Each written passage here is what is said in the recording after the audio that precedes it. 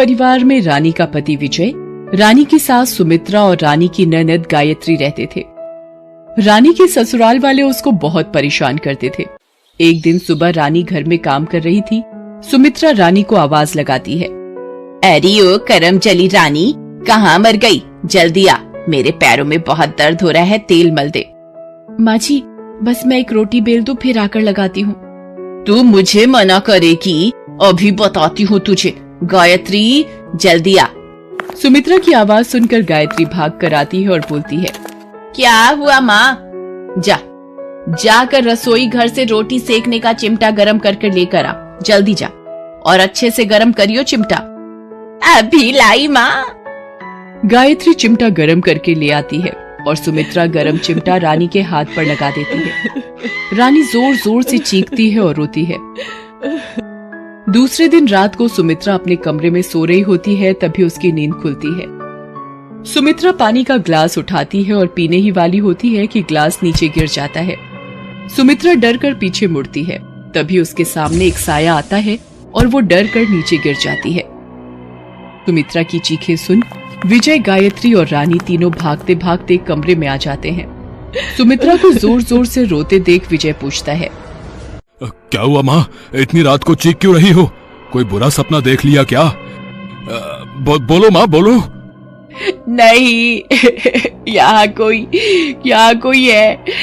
मुझे ऐसा लग रहा है जैसे कोई मेरे पूरे बदन पर गरम तवा चिपका रहा हो। आई, कोई तो था यहाँ। माँ पागल हो गई हो क्या? यहाँ तो कोई भी नहीं है, पूरा कमरा खाली है। जरूर आपने कोई सपना देखा होगा, सो जाओ अब। दूसरे दिन सुबह सुमित्रा को डर की वजह से बुखार चढ़ जाता है। गायत्री भी उसके पास बैठी होती है। गायत्री मन में सोचती है, क्यों ना भाभी को मजा चखाया जाए। गायत्री जोर से आवाज लगाती है, भाभी मुझे खाना ला दीजिए, माँ के कमरे में ही, बहुत भूख लगी है। रानी रसोई घर में काम कर रही होती है। गायत्री की आवाज सुनकर बोलती है, अभी लाई दीदी। रानी जैसे ही खाने की थाली लगाकर गायत्री को देती है, गायत्री थाली को फेंकते हुए बोलती है, छी छी छी छी, कैसी सब्जी बनाई है, दिखने में ही कितनी बुरी लग रही है। थूकने का भी मन नहीं ऐसी सब्जी पर तो। नहीं खाना मुझे, ले जाओ अपना खाना। दीदी आप परेशान ना हो, मैं कुछ और बना देती हूँ। कुछ और क्या बना देती हूँ?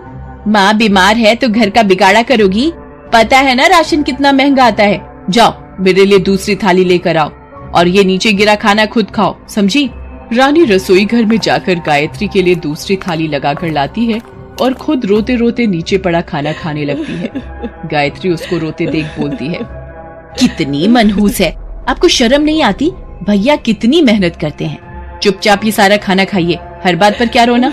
रात को गायत्री कमरे में सो रही होती है, तभी अचानक उसको कोई जोर से थप्पड़ मारता है। वो उठकर बैठ जाती है और बोलती है, कौन है यहाँ? बोलते क्यों नहीं, कौन है यहाँ?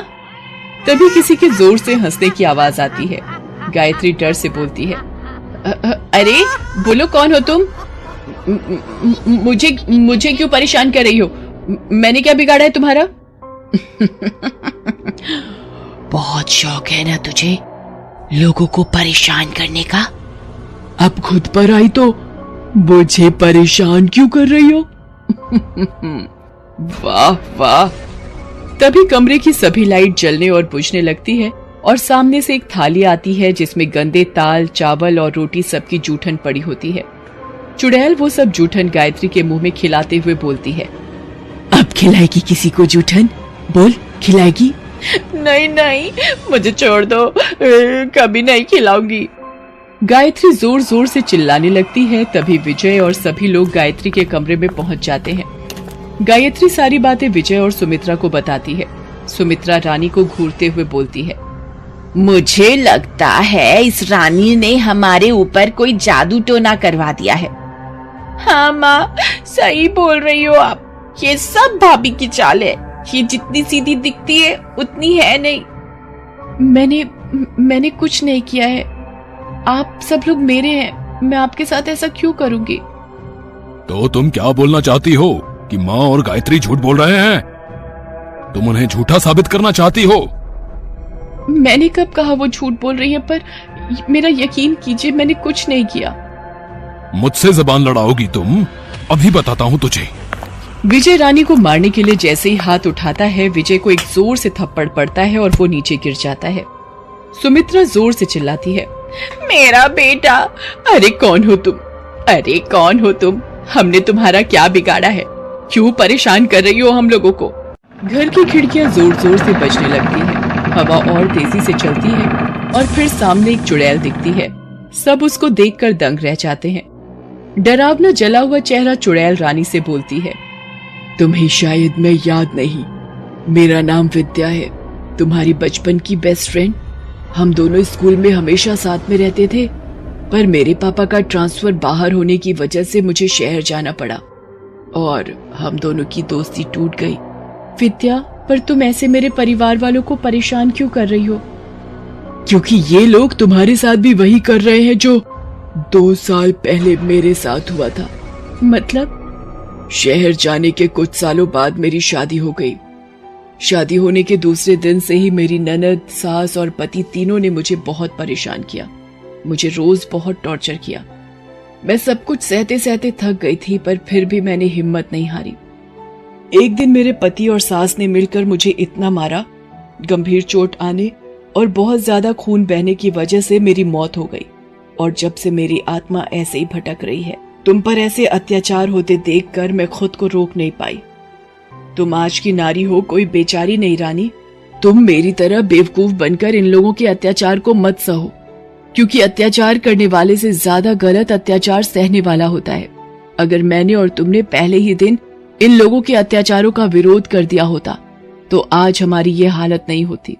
विद्या की बातें सुनकर रानी को अपनी गलती का एहसास होता है और वो विद्या से बोलती है, विद्या, मैं तुम्हें वादा करती हूँ, आज के बाद मैं किसी के अत्याचार नहीं सहूंगी, अपने लिए आवाज उठाऊंगी। शाबाश रानी, मेरी बहादुर दोस्त। अब मुझे मुक्ति मिल जाएगी। कम से कम किसी एक की जिंदगी में तो बदलाव आएगा। विद्या चुड़ैल गुस्से से विजय, सुमित्रा और गायत्री को देखते हुए बोलती है, अभी तो मैं जा रही हूँ, पर आगे से मेरी दोस्त को परेशान किया तो नहीं नहीं, उसकी जरूरत ही नहीं पड़ेगी। हम सुधर गए हैं, हमें हमारी गलती का एहसास हो गया है। हाँ हाँ, माँ सही बोल रही हैं। माफी मुझसे रही रानी से मांगना, तुम लोगों ने बहुत गलत किया उसके साथ। चुड़ैल इतना बोलकर गायब हो जाती है। विजय, सुमित्रा और गायत्री को अपनी गलती का एहसास होता है और वो रानी के साथ अच्छे से व्यवहार करना शुरू कर देते हैं।